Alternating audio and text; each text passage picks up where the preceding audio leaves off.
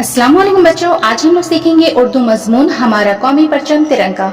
इस मजमून को मैंने लिखने का तरीका बताया है। हर मुल्क का अपना एक परचम होता है, उस परचम की बड़ी अहमियत होती है। कौमी परचम में लगा कपड़ा मामूली और सस्ता होता है, उस कपड़े की कोई कीमत नहीं होती, लेकिन परचम की इज्जत व एहतराम में पूरे मुल्क की दौलत से ज्यादा वक़्त नहा है।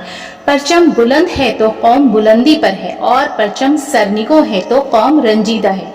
कौमी परचम हमारी अजमत, तरक्की और खुशहाली की अलामत है।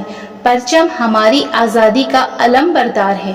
भारत की तहरीक आज़ादी के दौरान 1921 में तिरंगा झंडा बना। 1931 में उसे मंजूरी मिल गई। उस वक्त ये कांग्रेसी झंडा था। आगे चलकर थोड़ी तब्दीली के साथ यही तिरंगा हमारा कौमी परचम बना। उसमें 3 रंग थे, जाफरानी, सफेद और सब्ज रंग। दरमियान में चरखा था। चरखा को महात्मा गांधी हमारी इक्तिसादी तरक्की की अलामत के तौर पर इस्तेमाल करते थे।